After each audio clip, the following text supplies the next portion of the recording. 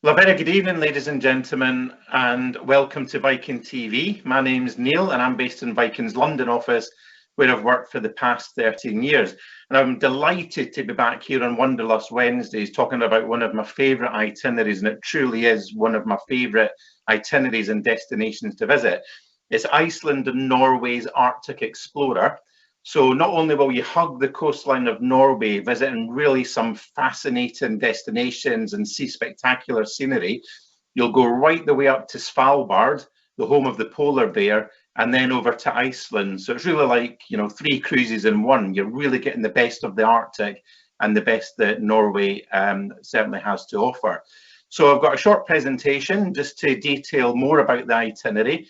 And then afterwards, my colleague over in LA, Bree, will be doing the Q&A with me, and we'll answer as many questions as we can. So please sit back, relax, enjoy the presentation, send your questions in, and we'll do our best to answer them shortly. So see you soon. Thank you very much. This is one of our newest and most unique itineraries that gives you the best of Norway's coastal towns and cities, stunning scenery, dramatic landscapes, amazing wildlife opportunities, outstanding fjords and midnight sun, and a visit to a place where polar bears outnumber people. I cannot recommend this journey highly enough. Now, even if you've been on our Midnight Sun cruise or Viking homelands, this one is truly unique, and it's called Iceland and Norway's Arctic Explorer. Now, we only have 5 sailings per year on this itinerary, so please book early to secure your space. This is a 15-day voyage sailing from Bergen in the southern part of Norway. You'll sail across the Arctic Circle to Reykjavik in Iceland, and along the way you'll experience some of the most magnificent scenery in this part of the world, including the rugged beauty of the famous Geiranger Fjord, Honningsvåg in the remote North Cape, and you'll also enjoy an overnight in Longyearbyen, home of the King of the Arctic, the mighty polar bear. You can see in the map a visual that this route takes and how far north you actually travel. And this itinerary also includes 2 overnight stays in historic Bergen and Longyearbyen on the Svalbard archipelago. So let's get started, and even though you have an overnight stay on board in Bergen on embarkation, you'll want to explore more of this beautiful city and one of my favourites. As I always say, make the most out of your time away and experience the country you're visiting. Now, this may be a once-in-a-lifetime trip for you, or you may have been back on a regular basis. Regardless, you won't be disappointed with what's on offer. Bergen has a long history and is rich in culture. It's encircled by majestic mountains, fjords and glaciers, and a Viking host will be available to help you plan your time here for the next 2 days. Now, however, it is a very compact city. It's easy to get around, although you may consider travelling to the outskirts of the city to Gamlehaugen, the residence of the Norwegian royal family, or stay closer to home and enjoy dinner in a local restaurant. Then experience Bergen's eclectic music scene. The city is reputedly home to the best jazz musicians in Norway. I can't recommend this next 2-night extension highly enough, and it's a scenic train journey where you combine a stay in Oslo with a truly magnificent scenic train journey to Bergen. You'll experience vibrant Oslo and its fascinating history with a guided tour of the city's iconic sites, including some remarkably well-preserved ships at the Viking Ship Museum. Then you'll embark on one of the world's most scenic train rides, the Bergen Railway, and ascend the Hardangervidda, Europe's highest mountain plateau. It really is a spectacular prelude to your Viking voyage. Let's talk about the Viking Way and what it means on this Viking Ocean voyage. Onshore experiences will get you closer to the history, the culture, and the daily life of each destination. An included excursion is available in all ports of call, plus the Viking Way of exploration, allowing you to immerse yourself in those destinations with behind-the-scenes insights. So if we look at local life are experiences providing fascinating insights that reveal the rhythms of daily living. And examples of these include a taste of Norwegian farm life in Bergen, the Herdalstrata mountain farm in Geiranger, and of course a day in the life of a miner when you reach Longyearbyen. We also have Working World. On the Working World excursions, you'll get a glimpse of the world at work, including local industries and arts and crafts, and you'll see and understand local people anew. And a few examples of these include the Dala of Norway, which is a living museum in Bergen. And you'll also find the Dala of Norway sweaters on board our ocean ships.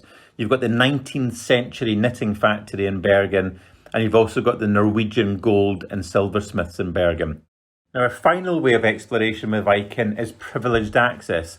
And Viking, we've arranged exclusive entry for our guests to discover local cultural treasures. Now, these are experiences that are not open to the general public, and you'll not find them through any other company. And a full range of excursions will be sent to you in advance of travel, or you'll be able to look at the options available on My Viking Journey. So one of the most frequently asked questions is, when is the best time to go on this itinerary? We'll operate this specific itinerary between May and August, and you'll find fairly mild and warm temperatures during the day with cooler evenings. So first of all, when it comes to packing, always pack in layers. So that's a wind cheater, t-shirts, waterproof jacket, good walking boots, but don't forget your sunglasses and your sun cream. And when we're looking at temperatures, if you take Bergen in the southern part of Norway, your average summer temperature is between 12 degrees centigrade to 19 degrees centigrade. So that's around 55 to 65 degrees Fahrenheit. If you travel further north in Norway up towards Honningsvåg at the point of the Arctic Circle, you've got temperatures on average between 5 and 13 degrees centigrade. So that's around 40 to 55 degrees Fahrenheit. And then when we head over to Iceland, again during the summer months, you've got temperatures of between 7 and 12 degrees centigrade, which is around 45 to 58 degrees Fahrenheit. And of course, when you're north of the Arctic Circle, you've also got 24 hours of daylight, really between sort of June and August. So the sun will never set. So now let's explore this 15-day itinerary, Iceland and Norway's Arctic Explorer, day by day. So welcome to Bergen, Norway. Now, if you've arranged air travel through Viking, we'll transfer you from the airport to your ship. And it's around a 30-minute transfer from the airport to where the ship docks in Bergen. And where we dock in Bergen, we're next to Bryggen Wharf, which is a UNESCO World Heritage Site. So you can easily stroll along the waterfront. And Bergen is surrounded by majestic mountains, fjords and glaciers. And you'll quickly understand why Bergen inspired the Viking sagas. So as you spend overnight in port, you can always choose to mingle with the locals and dine ashore. And as I said, because the ship docks in a central location in Bergen, you're very close to Bryggen, with its traditional houses and cobbled streets. And that's the beauty of travelling on a small ship with only 930 guests. Our docking locations can be very central compared to some of the big liners that are out there. Now, we could go on about Bergen for a long time. However, here's a short video to give you more information on what truly is a beautiful city. Bergen, Norway's legendary seaport. A city so rich in colours and textures that even the manhole covers are worth a look. The Bryggen, which means the pier, is iconic. It's a UNESCO World Heritage Site and a great place to introduce yourself to Norway.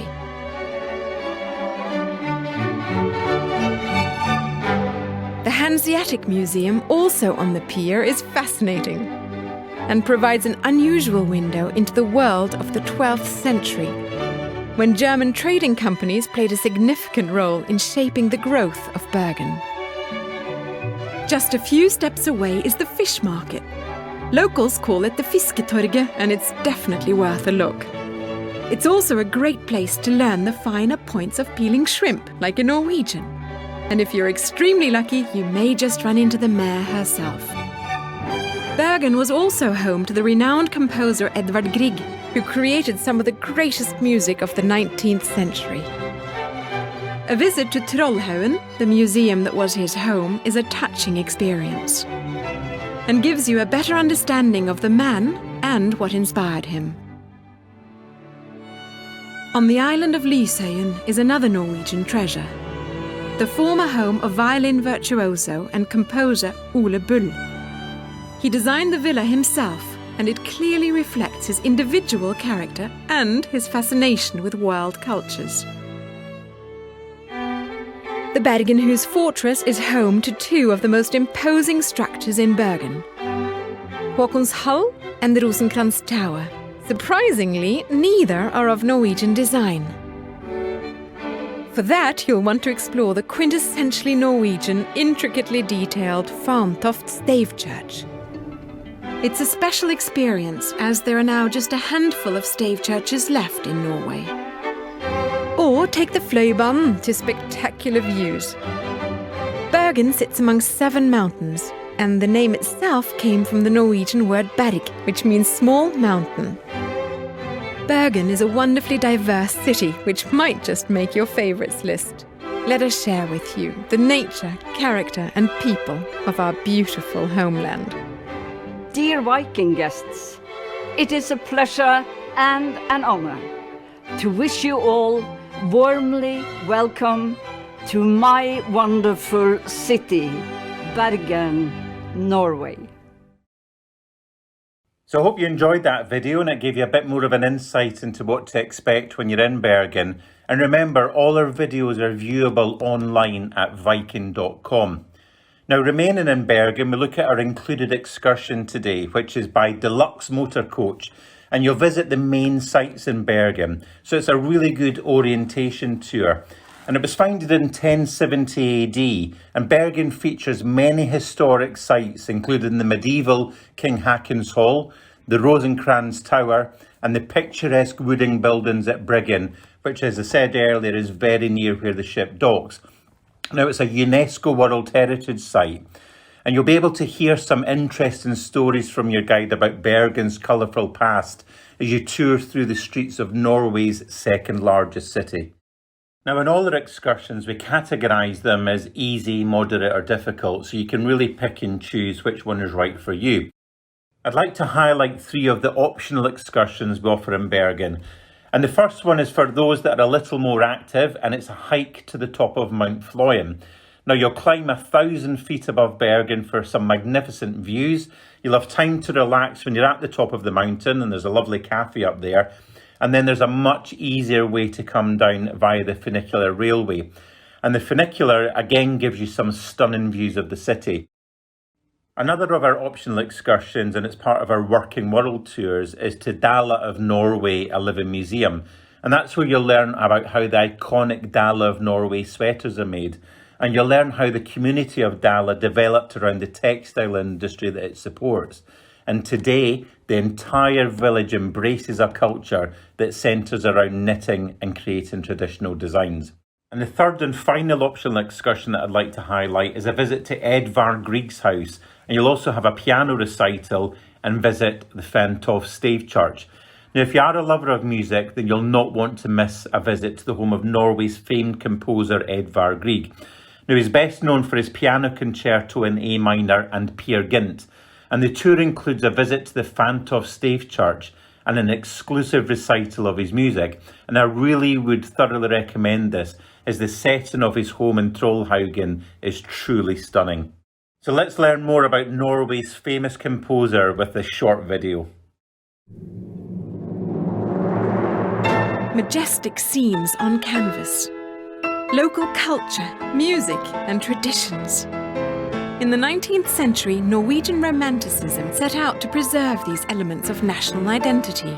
This patriotic movement inspired the imaginations of all Norwegians, including Edvard Grieg, who painted the essence of Norway with music, often incorporating elements of folk songs and always displaying Norway's wildness. You can hear that he's either on the top of some mountains or he has his back to the mountains and looks out to the sea. Grieg's love of nature led him to create his own sanctuary, Trollhaugen. In this tranquil setting, his spirit and creativity soared. Grieg needed to be in the nature. He composed barely nothing when he was in a city. Grieg spent summers amid this beauty with his wife Nina always at his side, writing fresh and intriguing compositions to take on tour once the snows began to fall. The winter season Grieg spent down in Europe, and of course he met a lot of influential people there, and he invited them to come back to see him in Norway during the summer. They brought their wives, their children, even their servants. Grieg's escape was the tiny composer's hut, a place of solitude where he spent countless hours breathing life into notes on paper. He left his guests in the morning after breakfast and went down there and worked, coming up only for meals. So he wasn't that social with his guests after inviting them. Today, the composer's hut appears virtually unchanged and includes a subtle reminder that while Grieg is remembered as larger than life, he was actually quite a diminutive man. When he composed down at the studio, there was an upright, normal piano, and to sit right at the piano he needed to sit on something, and he used to sit on the collected piano sonatas of Beethoven. Luckily for Grieg and us, Beethoven composed 32 sonatas, so it's a fairly thick book. Edvard Grieg spent 22 summers creating masterpieces while wrapped in the beauty of Trollhaugen.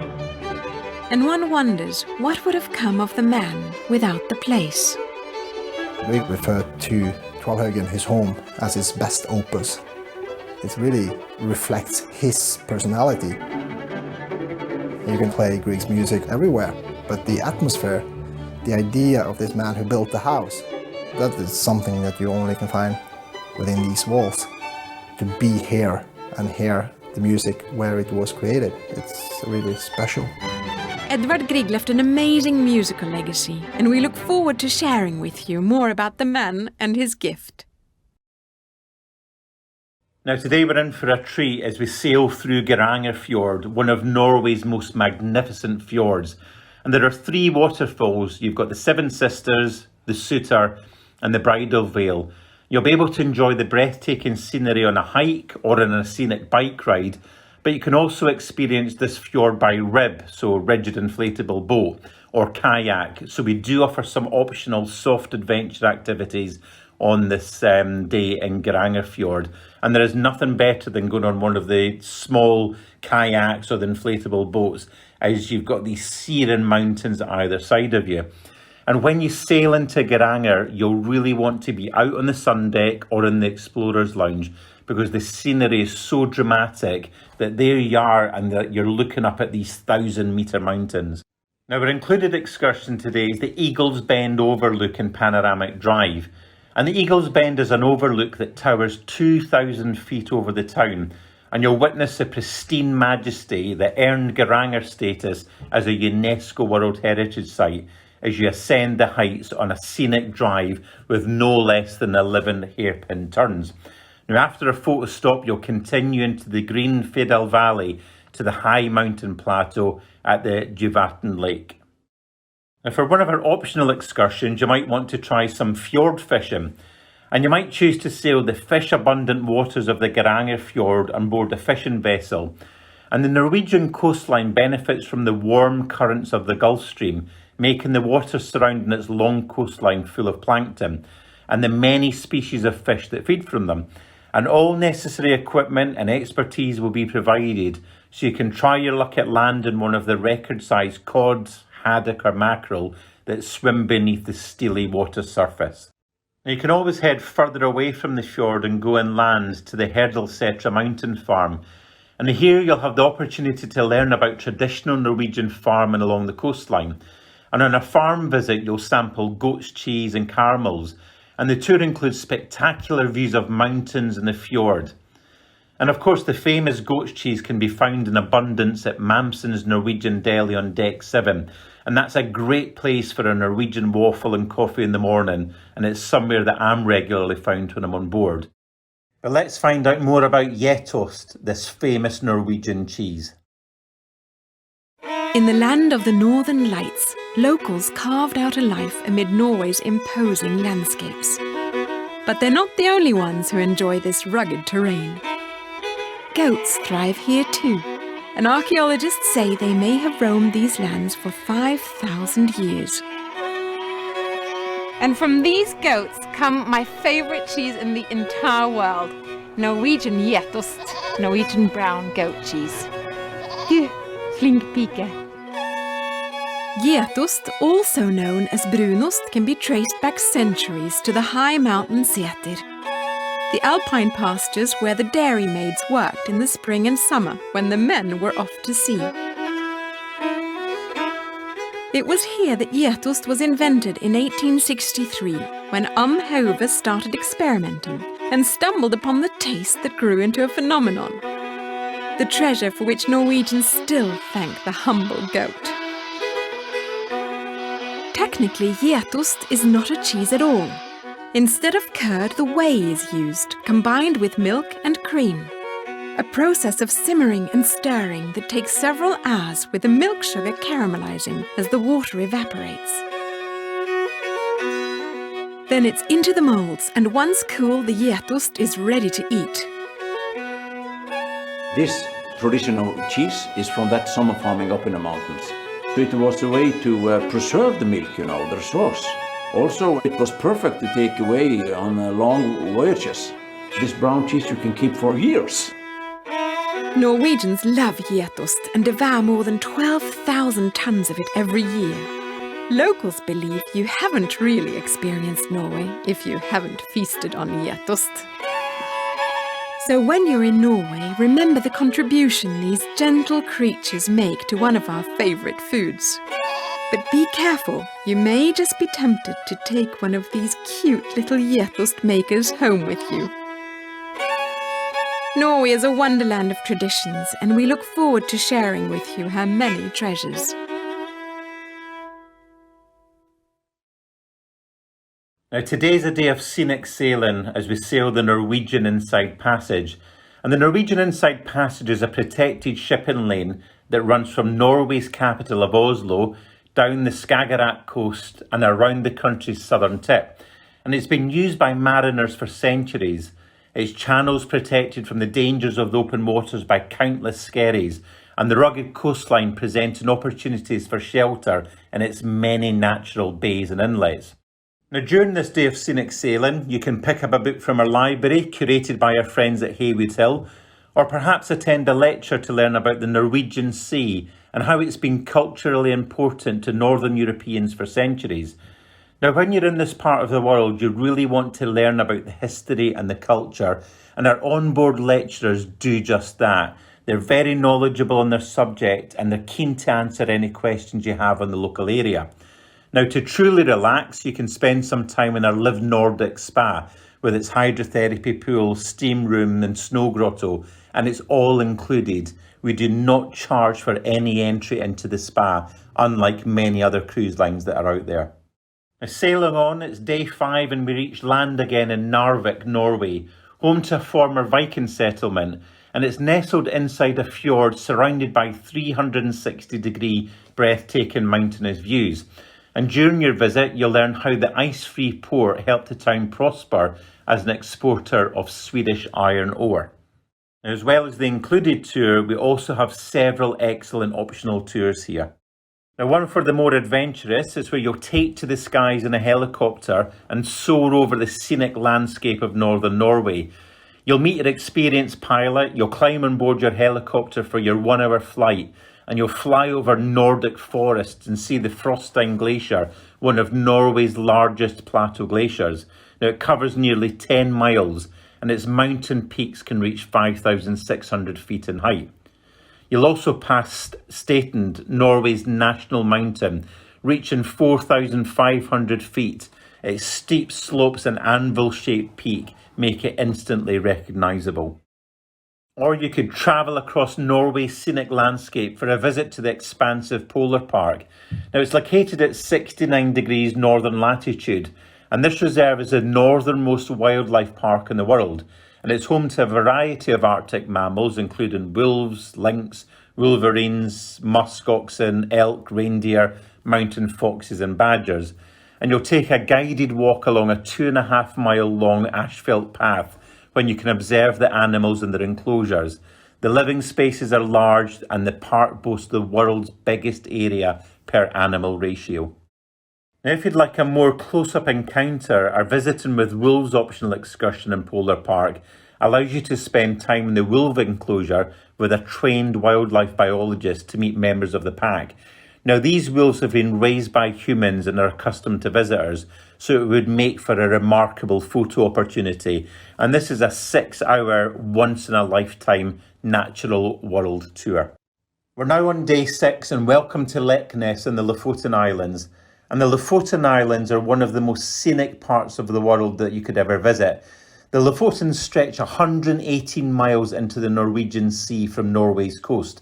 And you'll explore the archipelago's quaint fishing villages, their scenic bays and the breathtaking mountain scenery.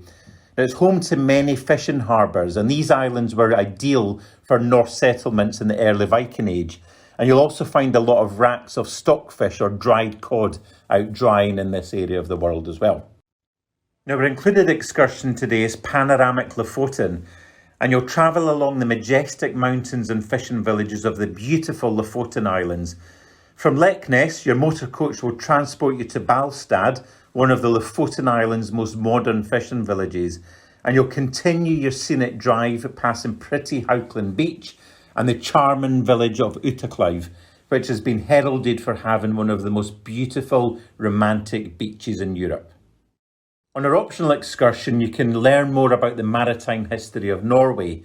So you'll learn about Norway's long-standing relationship with the sea.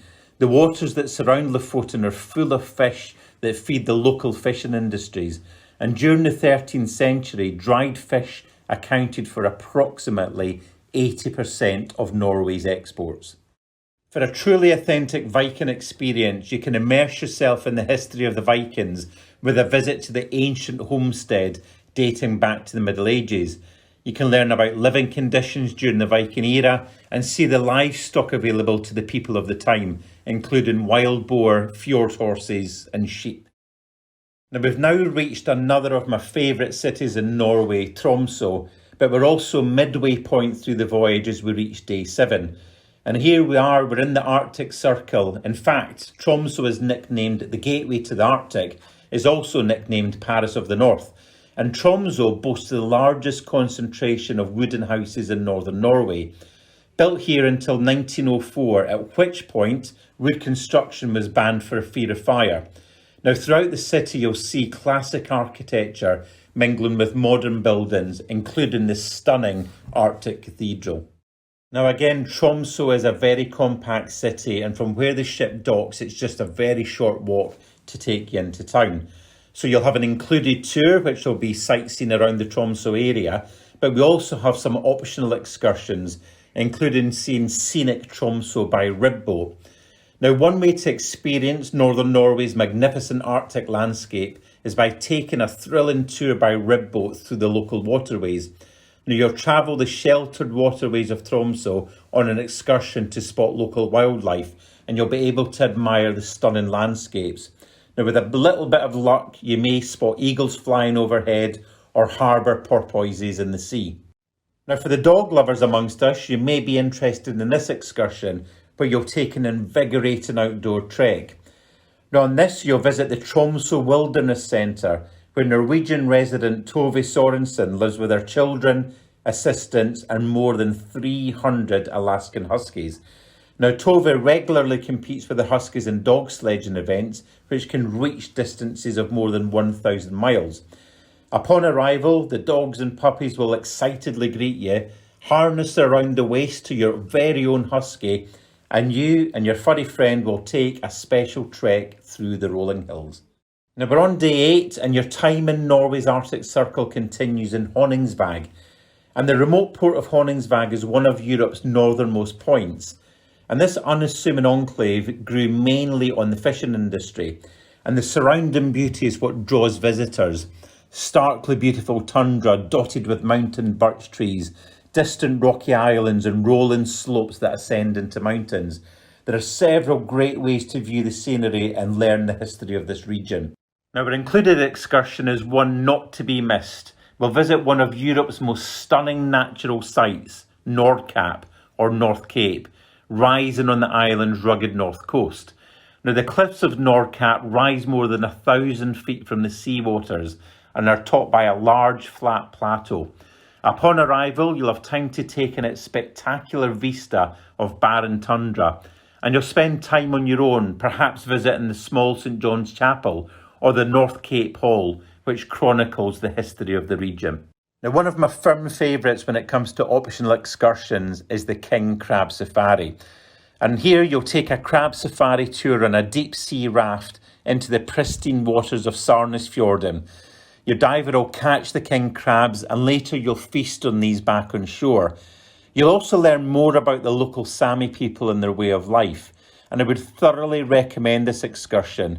I was lucky enough to participate in 2019 and it was just incredible. The size of these king crabs is truly remarkable, and to think the fjord is packed full of them, it definitely is a must-do. Now, another optional excursion, and one for the bird watchers, is the seabirds of Stappen Island. And that's where you'll head out to the nature reserve and you might spot puffins, kittiwauks, Arctic skua, which is a type of predatory seabird, big gannets, and if you're lucky, the stormy petrel, the smallest marine bird in Europe. So keep your binoculars handy for this one. We're on day 9 and we're sailing the Barents Sea. Named for 16th century Dutch navigator and polar explorer Willem Barents, the Barents Sea is the gateway to the Arctic from the northernmost shores of Europe and home to an astonishing diversity of marine life. So as you sail, you can take advantage of the variety of delicious cuisine offered on board.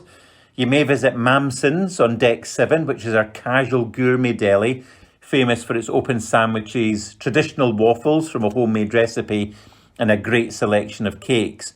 Or you could dine at Manfredi's Italian restaurant for authentic fare with options ranging from risottos and pastas to the famous bistecca steak.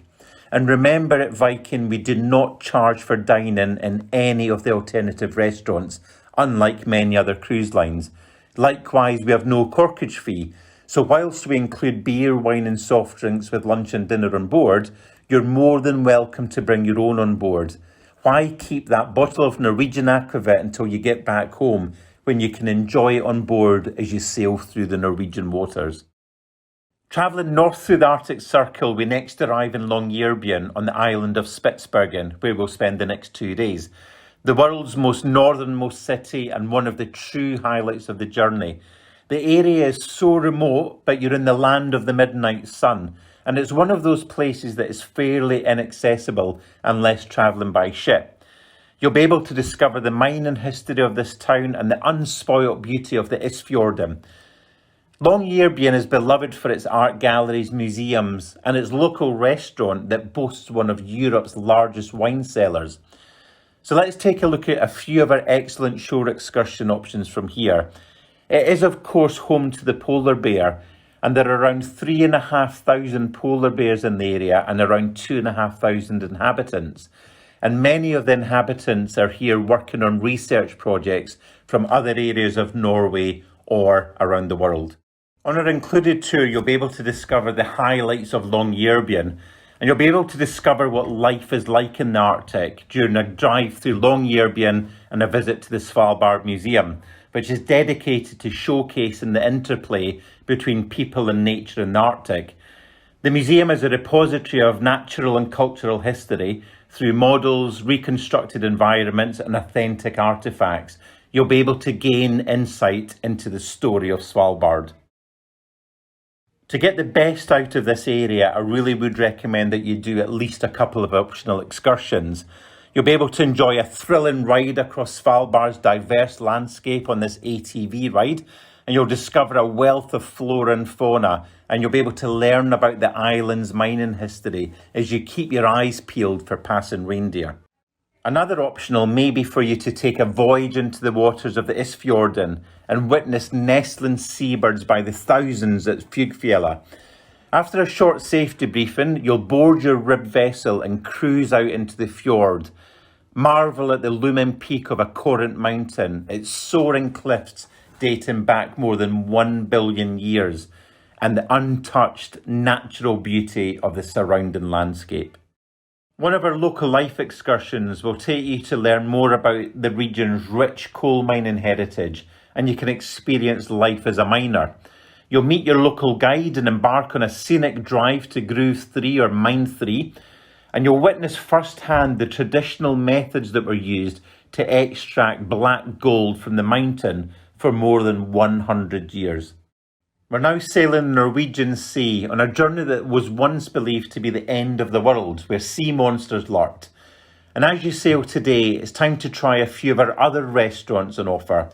You can choose from a variety of international flavours at the World Cafe, including an incredible seafood buffet, or enjoy al fresco dining on the Akavit Terrace and enjoy regional specialities in the main restaurant. Today it's day 14 and we're in Iceland, and we're now in Ísafjordur. It was founded in the 9th century by the Viking Helgi Magri Hrolfsson, and its location at the base of dramatic mountain slopes on a spit of sand made this port an important trading post in the 16th and 17th centuries. Ísafjordur is home to one of the largest fisheries in Iceland. Now, we do offer several optional excursions in the Ísafjordur area.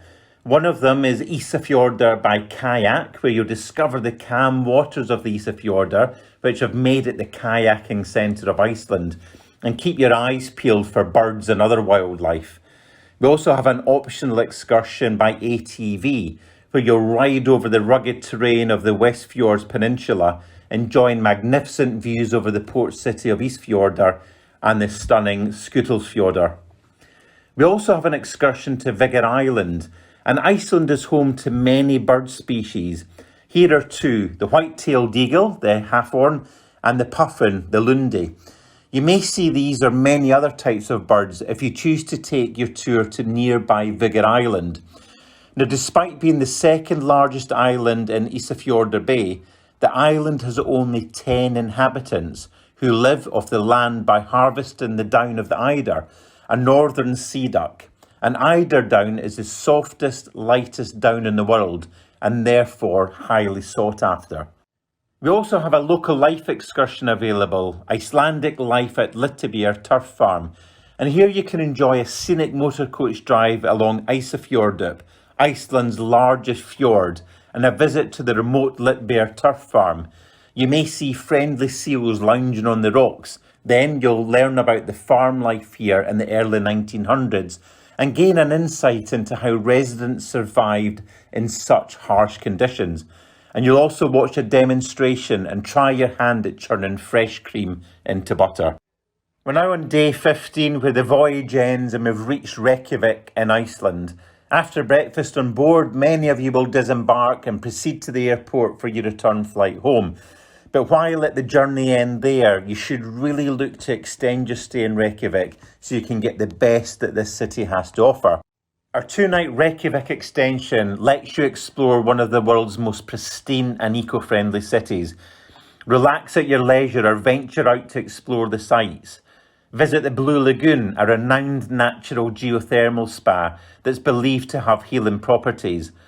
On your second day, you can uncover the unspoilt splendour of Iceland with visits to stunning Thingvellir National Park, a UNESCO site, the Gullfoss waterfall, and the Haukdalur geothermal area to witness the eruption of the Strokkur geyser. But whilst you're in this part of the world, why not take advantage of this unique opportunity to explore rugged Greenland, the Arctic gem first settled by the Vikings during the 10th century. Now, upon arrival, you'll enjoy a welcome lunch before embarking on a walking tour of Elysiat, home to 18th century buildings, the fishing harbour and the Knut Rasmussen Museum. Then you'll head out for an evening cruise enjoying the midnight sun. Now, other highlights of your stay include a visit to the Elysiat Ice Fjords, a UNESCO World Heritage Site, and lunch at the home of a local resident where you'll learn about daily life in Greenland.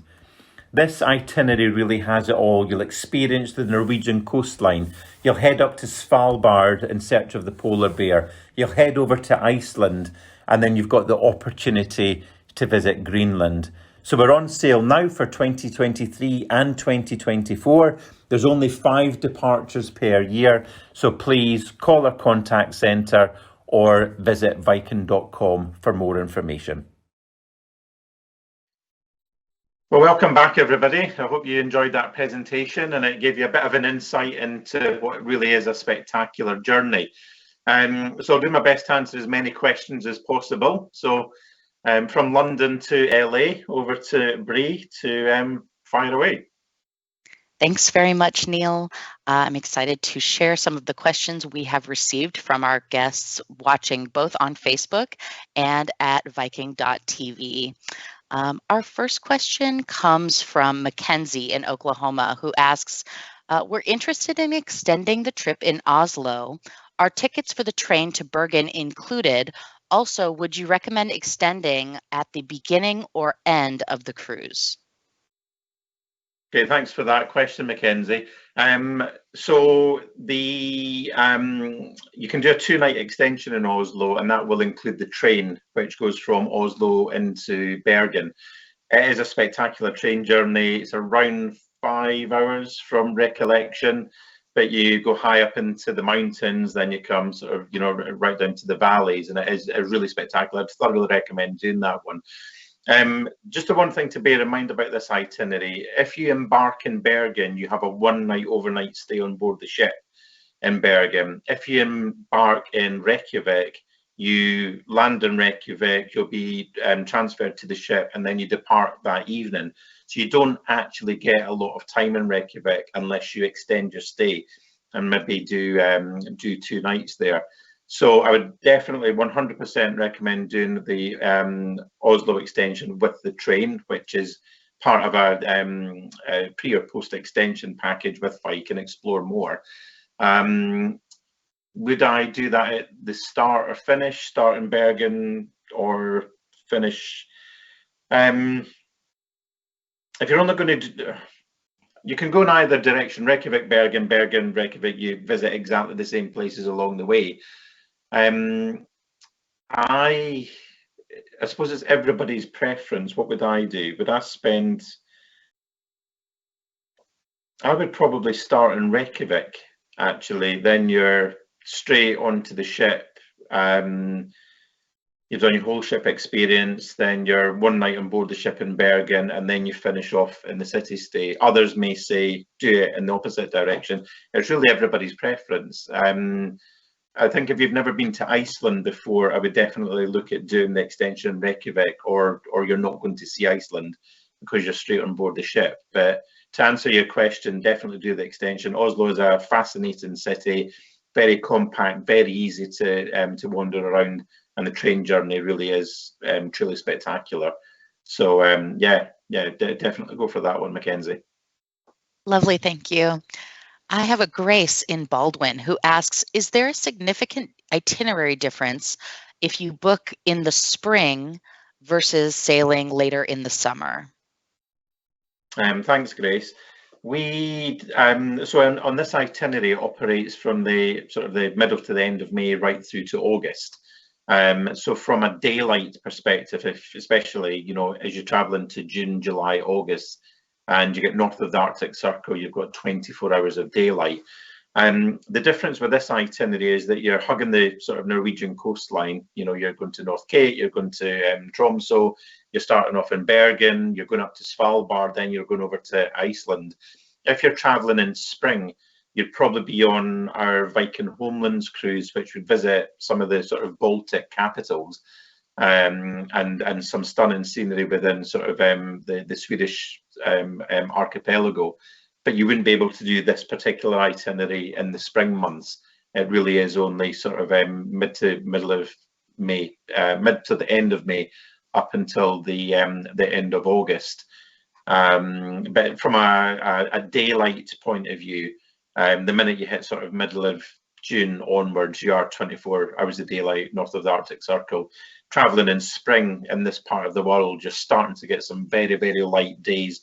It may be slightly cooler, and you'll probably maybe need some more waterproofs, because if you're traveling in sort of April time or whatever to that part of the world, it can be that bit wetter.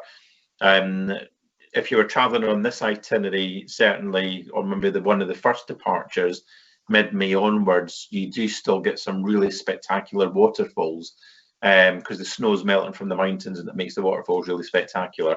For this particular itinerary, you'll have to go in the summer months. Thank you very much. I have a question from Cheryl in San Jose, who asks, are the included and optional tours timed so that guests can do each in each port? Thanks, Cheryl. Yes, they are. It really depends how long you've got in port, but we give more time in port than many other cruise lines out there, actually. But on the included tours, you generally find that you've maybe got 4 times that you can choose throughout the day. Maybe a couple in the morning, one early afternoon, maybe one late afternoon, and then there's generally the optional excursions that you can add in to fit around that. I would always certainly do one of the included excursions because it gives you your bearings and you get an idea of the area that you're in. And then if there's something that you really want to do, then get that booked in sort of before you go, then you're guaranteed the space. But generally we time them so you've got the option to do both of them. So yeah, that's generally no issues whatsoever. Thank you. A Carmine in Tacoma asks, how cold does it get? Do we need special gear? And if so, what would you recommend? Thanks, Carmen. I've been lucky enough to go to Norway several times, in all seasons, spring, summer, autumn, winter. And I went to Svalbard must be about 16 years ago for this first time I went up there. And I was expecting it in August I went to be absolutely freezing. So I did pack lots and lots of layers. I had a big ski jacket with me. I had, sort of waterproof trousers and sort of thermal. Everything was thermal basically. Massive suitcase, and I got there and I could actually walk about with just a lightweight t-shirt on. Very, very dry cold up there. I never really felt the cold up there in August. You can travel to any part of the world and you never know what the weather's going to be like. But traveling in the summer months, I would just say pack in layers. So first of all, good walking boots, because some of the terrain can be certainly uneven. And depending on the excursions that you can go, that it can be slightly uneven as well. So you need good walking shoes. And then just pack in layers. Maybe take a sort of thermal, t-shirt or something with you. Take a waterproof jacket. Take your gloves. Take your hat. But when you're traveling in in Norway and in Bergen, because you're so far south, it can generally be very, very mild. I mean, Bergen, you do get quite a lot of rain, unfortunately. So as they say, there's no such thing as bad weather, it's only bad clothing. So, dress appropriately. But it's not as cold in the summer months as you think it's going to be. So pack in layers, you can always put more on and you can always take some off. But I wouldn't say that you need to go out specifically to buy special gear. And if you do any of the excursions along the way, which might involve, going out into the fjord or going out into the water, then all the gear is provided. So it's really for just when you're walking around. But certainly, the likes of Bergen, Tromso, just think of temperatures, maybe sort of, I suppose anything between maybe sort of 14 and 21 degrees, which is what, 58 to sort of about 64, 65 degrees Fahrenheit. So it's like quite a nice, warmish day. But this is a roundabout way of telling you pack in layers. Don't go out and buy anything specifically. Just make sure that you've got good walking boots, especially when you get up to Svalbard. But in the other places that you visit, just good soled trainers or shoes or something is all you need. That was a very long explanation. Sorry about that. But all right, thank you. Randy from the US asks, can I spend a few days in Oslo as well as a few days in Bergen? So I think he's referring to the extensions. Now, Oslo, absolutely 100%. And then you'll get the train over to Bergen. And from recollection, we do offer a 2-night extension in Bergen on virtually every itinerary that starts in Bergen. I would have to double check if you could combine both of them. I think you possibly can, and we can definitely 100% check that out and get back to you. If not, and if you do the Oslo extension, remember you can, you'll be just trying to think, you'll be in Bergen sort of maybe early afternoon. So you'll have that whole afternoon and evening, and I'm sure it's up until about 6 o'clock the following day. So if you can't do a stay in Bergen, then you will definitely have a day and a half there, and it's a perfect opportunity to book another cruise and go back to Bergen another time and spend extra time there. It's one of my favourite cities in the world. I know every time I come on Wanderlust Wednesdays, I go on and on about Bergen, but there is just something about it, from where the ship docks, which is near Old Briggen. It's only about 10-15 minute walk into Old Briggen, but you've got these really beautiful reds, multicoloured wooden houses. Then you've got the fish market round the corner. You can then take the cable car and the funicular railway, certainly up to Mount Floyn, and you can go out in the fjord. There's so much to do, and it's got a different feel in Bergen than it has sort of to in Oslo. But I love both the cities. So to answer your questions, I'm 70% sure we can combine both extensions, but we will certainly find that out and confirm that to you. Thank you very much, Neil. A question from Sherry. This comes from Facebook. She asks, is it possible to see the Northern Lights in August since the trip goes above the Arctic Circle? Thanks, Sherry. You can't see the Northern Lights in August, so you'd be travelling in the summer months for the midnight sun. So that basically means north of the Arctic Circle in the summer months is 24 hours of daylight. So for the Northern Lights, best time is generally sort of really from mid-October through to March time is when is the optimum experience there. So two extremes. So if you want to see the Northern Lights, we do an In Search of the Northern Lights voyage, which leaves Tilbury, which is outside London. It's about an hour and a half or so outside central London. And that'll travel again up the Norwegian coastline up to places like Alta, Tromso, Narvik.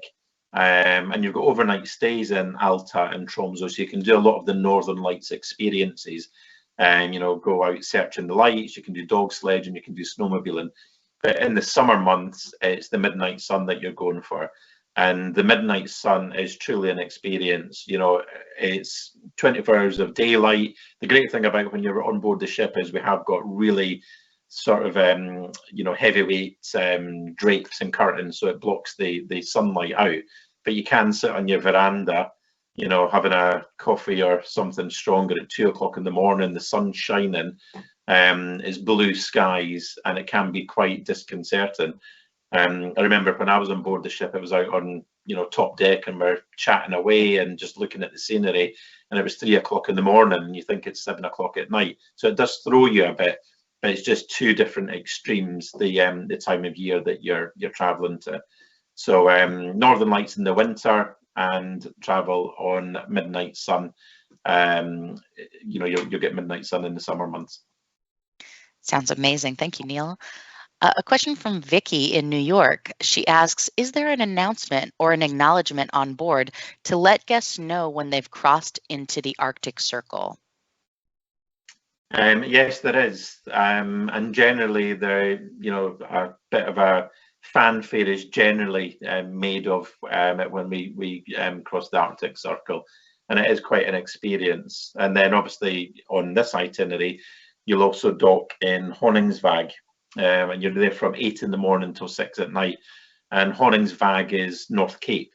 So you're above the Arctic Circle, you see the famous globe that you're there, you're on top of the world, and you're looking out on absolutely nothing. There is nothing for miles and miles and miles, and it's a fantastic experience that you're in such a remote place. But there is an announcement, and you will know when you've crossed the Arctic Circle. So there's no problem with that at all. Very good. We have some questions about shore excursions. The first comes from Eleonora in Kent. She asks, some of the shore excursions describe rib boats. Can you describe these vessels? Are they difficult to get into? I'm fairly mobile, but may need assistance. Would there be someone available to help get us in and out?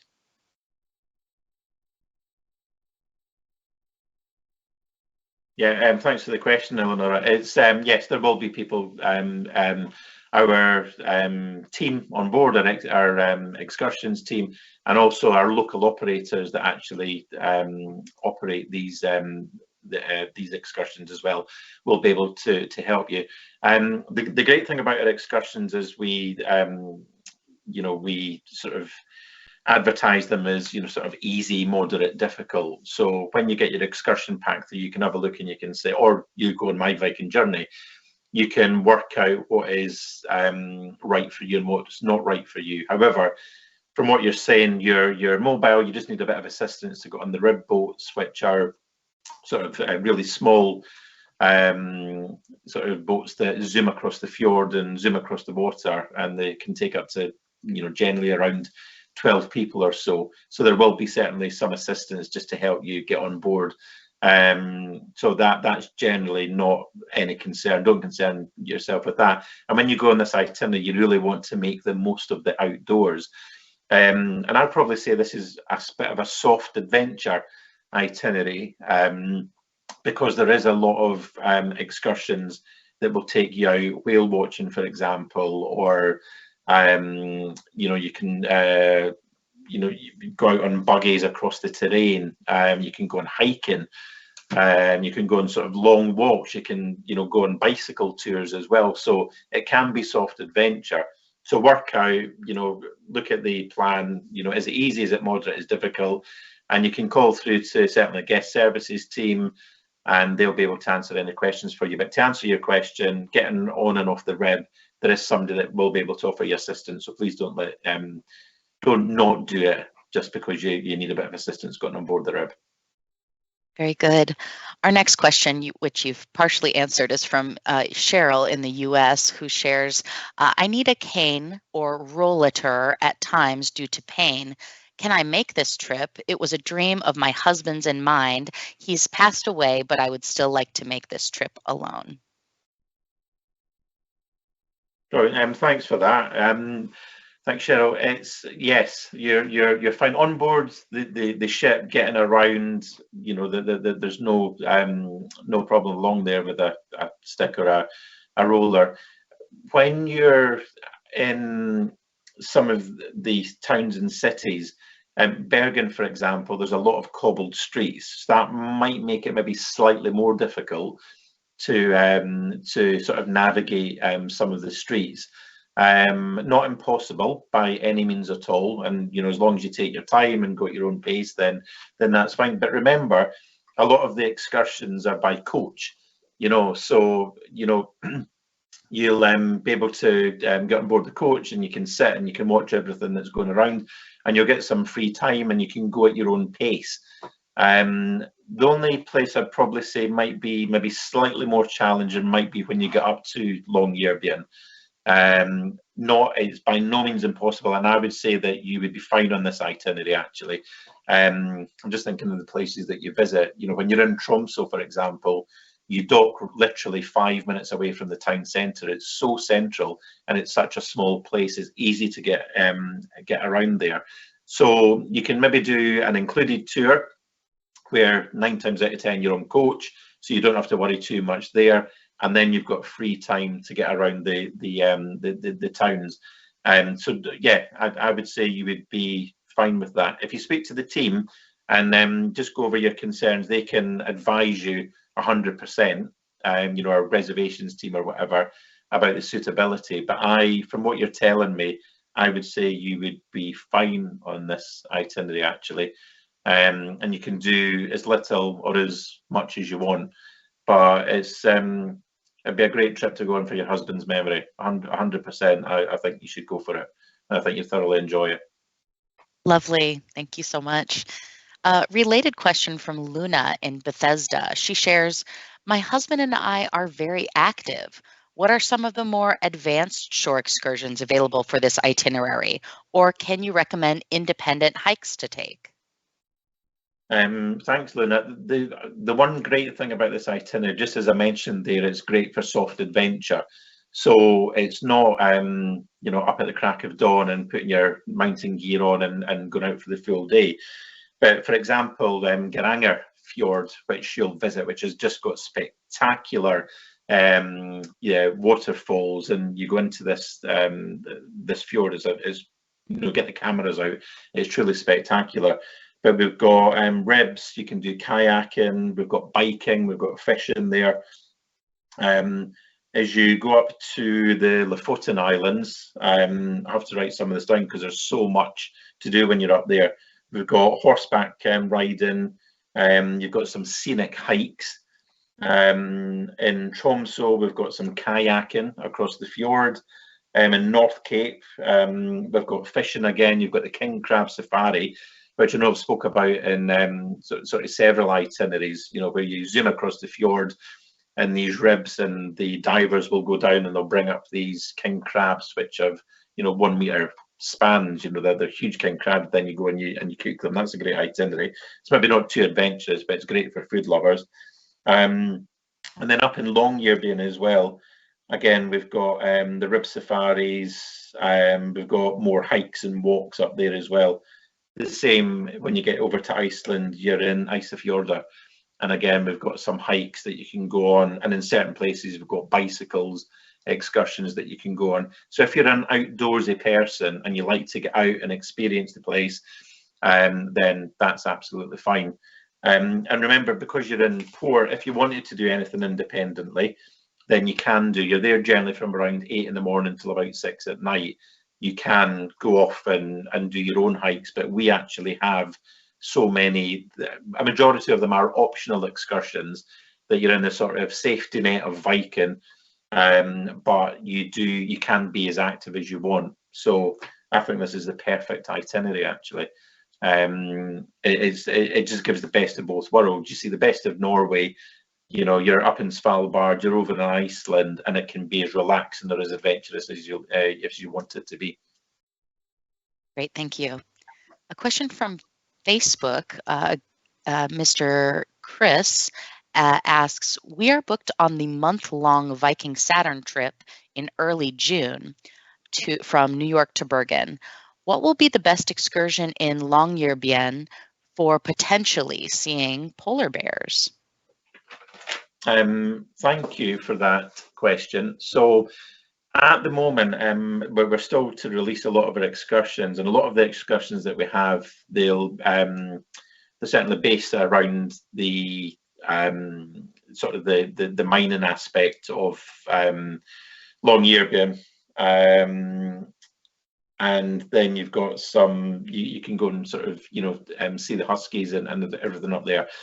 When I was up in Longyearbyen all these years ago, I went on a small boat, and it took you in view of Moffin Island in Longyearbyen, and that's where I've seen the polar bear, walrus. You can see humpback whales from the ship, actually.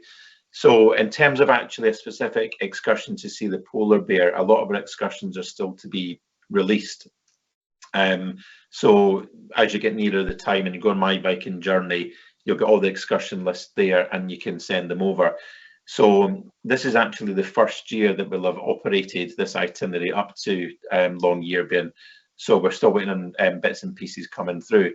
But as I said, when I went up there all these years ago, I was very lucky to see the polar bear, as well as all the other wildlife. You've got Arctic foxes, you've got sea eagles, you've got humpback whales, you've got walruses, you've got seals. So in terms of wildlife, there's wildlife galore.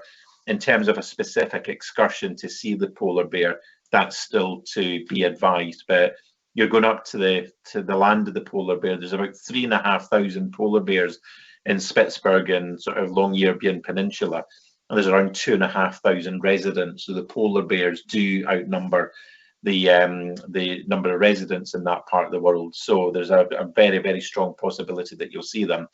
And we will offer excursions to make sure that you can go and try and spot the polar bear. So keep an eye on My Viking Journey for the specifics, or for the excursion document that comes out. So I can't answer your specific question to that, but we will offer something that will get you in hopefully an eye shot of the polar bear. Very good, thank you. A related question from Brandy in New Jersey, who asks, what are the odds of seeing a whale while whale watching in, forgive my pronunciation, Isafjordur?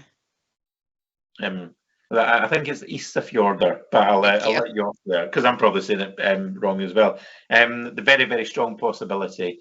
A lot of the excursions that we've operated from there have been very, very successful in seeing whales. And actually, when you get up to Longyearbyen, again, strong possibility to see them whales there.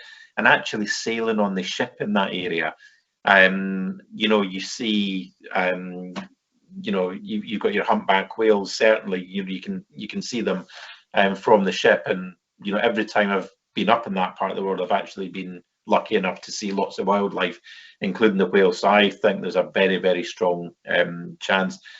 And again, the one thing about traveling at that time of year, especially on the ship where you've got your own private veranda, you never want to go to your bed. I'll guarantee you the minute you get north of the Arctic Circle, you'll need a holiday when you come back because you'll be up 24 hours because there is so much to see. You don't know what's round the corner, whether it's spectacular scenery or it's wildlife, whether it's sea life or bird life. This is the one itinerary which gives the best of everything.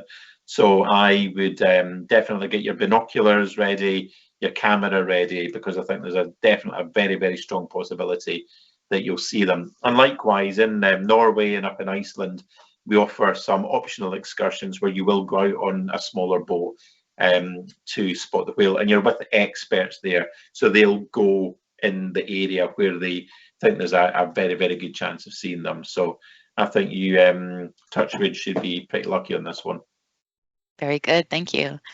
A question from Maximus in Colorado, who asks, are there opportunities to see how indigenous people lived traditionally in this region? Thanks, Maximus. On our Greenland itineraries, certainly, in terms of home visits and the history and the culture. On this itinerary, from recollection, I don't think there is a particular excursion. A lot of the time it'll be mentioned certainly in the port talks, but I can't off the top of my head think on this itinerary if there's one which will explicitly give you more information on that subject. Let us look into that and we can get back to you. Certainly our other itineraries do. When I was up in Greenland again a number of years ago, 14 years ago, I was up in Greenland. That was absolutely fascinating.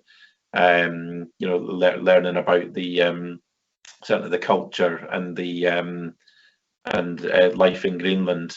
And this itinerary, I can't specifically think of a particular trip or excursion that would give you more information on that, but we can certainly check that out and get back to you on that. Sorry, it's not probably the answer you're looking for, but I don't want to give you an untruth. I'd rather find out the information and get back to you on that. Thank you very much. I have a question from Cassidy in Eugene, who asks, what kinds of Norwegian or Icelandic cuisine can we expect to try during this trip? Is it typical for Viking to serve local foods on board? Thanks for that. Yes, there's lots of seafood.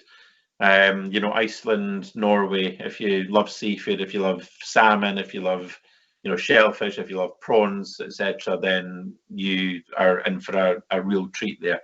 And on the main menu in the restaurant, that will generally have daily specials of some local specialities, and also in the World Cafe as well. So up in Deck 7, back of the ship, World Cafe, you have a lot of local options as well. And sometimes, depending on the weather, the chefs will, on occasions, cook out on the Akavit terrace, more so during lunch times, and that will again have local specialities as well. Lots and lots of seafood is certainly the main speciality up there. So in terms of sampling the local cuisine, then yes, you will get that on board the Viking ship, no problem. Sounds wonderful. Randy from the US asks, how rough or calm are the seas, especially when transiting from Norway to Iceland? Thanks, Randy. You're traveling in the summer months, so it's generally calmer weather anyway. The weather can, it was 40 degrees here in London last summer. No idea what it'll be like next year, but certainly in that part of the world at that time of year, generally it's fairly smooth sailings, and the Viking ships are built for all occasions, so you should have should be in for quite a smooth ride in the summer months, actually. Yeah. Excellent. I have Melanie in Toronto with a question. She asks, are there any special arrangements for people traveling on their own? And are there medical services on board to handle any occasions that come up? Thanks, Melanie. Yes, we have doctor and nurse on board in the medical centre, so that is all taken care of. And for traveling on your own, if you've never travelled with Viking before, you make friends for life. If you want to make friends for life, we've got, certainly in the UK, lots of our guests have made friends with US travellers specifically, and we'll travel with them each year. But if you're just fancy a coffee and you sit in the living room on deck too, it's the social area. You go there to chat and meet people, and everybody's goes on our voyages with you want to learn about the area. Everybody's got the same agenda. It's all about learning and experiencing a different culture, and traveling to different parts of the world in comfort. So in terms of if you're maybe slightly anxious about traveling on your own and all the rest of it, then don't be, because we're very hospitable, and the very, very friendly ships. And even though you're on an ocean ship that takes 930 guests, you would not think there was 930 guests on it, because there's so much space and there's so many intimate areas, and you can head up to the library and read a book, and you get chatting to people and everything there. But on occasions we might have sort of coffee get-togethers, where everybody can just sort of come down to deck 2 and grab a coffee and start chatting. So don't be apprehensive or anything about traveling on your own. You'll absolutely love it. And as I said, very, very friendly ships, whether it's certainly river, ocean or expedition, and small enough and intimate enough to be chatty and friendly. But actually, if you want a bit of your own space, then there's a quiet corner that you can go to as well. Lovely, thank you. Claire in the United States asks, if you take the post-extension trip to Greenland, how do you get there? And do you return to Reykjavik to fly home? Thanks for that. You would fly over to Greenland, and then coming back, you wouldn't necessarily come back to Reykjavik. A lot of the time you would maybe fly over to Copenhagen, and then there's more international flights, certainly back to the US and Europe from Copenhagen. I'd have to check the specifics on that excursion, because it's the first year that we've done it, but you wouldn't necessarily come back to Reykjavik unless that's the best connection for you to get back to North America. Greenland's a fascinating place. As I said, I've been once to Greenland and I've flown over it several times. Certainly if you're flying over to the States and you get a clear day and you look down, Greenland is you just want to go there. But in terms of certainly culture and certainly icebergs, going out in the smaller boats and doing the icebergs excursion, it's fascinating. And I think when you're going to that part of the world, you've just got to say, how many times am I going to be there? If you're only planning on going to this area once, make the most of it and do the Greenland excursion. If you go up there every year, then you might want to do something different. But in terms of air uplift, sometimes you might be back to Reykjavik, potentially Denmark, just depending on the best connection to get you back home. Thank you very much. Another question about accessibility from John in Davis. He shares his wife is now turning 90 years old, active for her age, but still uses a walker. Is this trip appropriate for her? We've been on 2 Viking cruises recently, and she did fine on those in the Great Lakes and West Indies.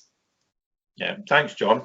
I would say that some of the excursions wouldn't be suitable. The rib that we were talking about earlier, for example, and you know, if a lot of the excursions are sort of by boat, or you know, or smaller rib, so actually getting in and out of them might be more of a challenge. When you're on board the ship, you know, you've travelled with Viking before, you've been on our ocean expedition before, you know how accessible the whole ship is. When you're on land, as I mentioned earlier, a lot of the excursions are by motor coach, with maybe sort of 2 or 3 steps up to get you onto the coach. But actually then independently, just walking around town, it's all sort of, you know, when I think about it, Bergen, Tromso, Longyearbyen, it's all sort of fairly flat. When you're up in Honningsvåg at North Cape, it may be slightly more challenging, maybe going towards the globe, for example, because the terrain sometimes isn't as smooth. So there might be, overall, I would say the ship is absolutely fine. The included tours, when you're a motor coach, there's no issues there at all. It's generally flat in most of the towns that you're visiting. You just may not be able to do some of the optional excursions. They may be a bit more of a challenge for you. But actually, you know, to see some of these places and just sit back in the luxury of the ship, then absolutely 100% it would be fine. And really go by My Viking Journey or by the excursion booklet, which gives you a bit of an indication as to, you know, what is easy and what is more difficult. But from what you've told me, I would probably say included tours on board the ship, walking around independently, just taking a leisurely stroll and going at your own pace would be fine. Some of the excursions, I would say, wouldn't be suitable. But overall, I think you would probably be, your wife would probably be okay for that. Very good, thank you. I have a question from Bill in Windsor, who asks, will this itinerary likely go through the ship tunnel planned to transverse the Stadhavet Peninsula in northwestern Norway, or would another journey likely do this? Thanks, Bill. Windsor, I don't know if that's Windsor, Ontario, Windsor, UK, or somewhere else, but thanks for the question.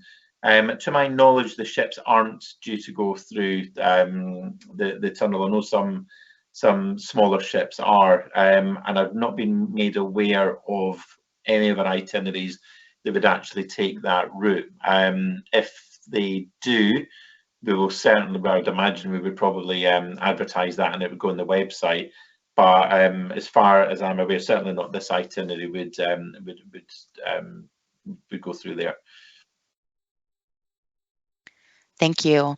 A general question from William in Sheffield. He asks, what are the costs, dates, and duration of this cruise? Thanks, William. So we're on sale, obviously 2023, 2024, right through to 2025, and there still is availability for travelling this year. And the months that we operate are from May through to August.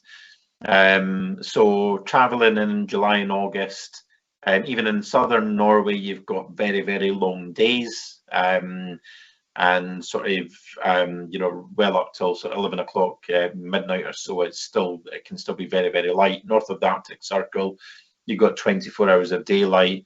Traveling sort of mid-May time, still very, very light, just maybe slightly cooler. But the one thing about traveling sort of May time, as I mentioned before, is because the snow has still been melting on the mountains, some of the waterfalls can be maybe more spectacular in May than they are in August. I'd say July, August actually is quite a nice time to go. Then hopefully you'll get the best excuse me, the best of the weather, but you'll obviously get the 24 hours of daylight. Very good. We have some lovely comments from some of our guests on Facebook that I'd love to share. Emel shares they were in Iceland and went around the entire island before flying to Norway for the Fjords extension. Highly recommend both places for those who have not been fortunate to travel to these amazing places. They also share, we were in Bergen last September and went to Flam to enjoy a boat ride through the calm waters of the fjord, watching all the amazing waterfalls flowing down the high cliffs to the fjord below, and had a very delicious lunch in the area where the ship docks. So thanks for those comments. We also have a comment from Valerie in Schaumburg, who shares that this is a fabulous presentation, gives their thanks, and cannot wait to visit these magical places. And finally, Noelle on Facebook shares, she took that train ride from Oslo 50 years ago and still remembers it. So beautiful. The excursions sound amazing. And she shares that nothing is like traveling with Viking. And that is all of our questions and comments today. Thank you so much, Neil. Brilliant, thank you. Our plus, Noelle, if you'd done that last train journey 50 years ago, I think it's about time that you went on that train journey again and see the changes. So get yourself booked up. I honestly, I cannot recommend this itinerary enough. I love Norway, I love Scandinavia, but as I said, this one really gives you the best of both worlds with some fascinating destinations. And if you go into Viking.com, you can see all the itinerary, all the availability. And it'll also give you some information on the optional and the included tours there as well. So I think that's it for me. So it's 8:20 in London. It's dark outside, so I'll get myself home. So have a good day wherever you are in the world. Hopefully I'll see you again on Wanderlust Wednesdays. And keep any questions, comments, or anything you're not sure about through to Viking Family, and we will make sure that we get them answered and get back to you. So thanks for watching today, and see you soon. Thank you.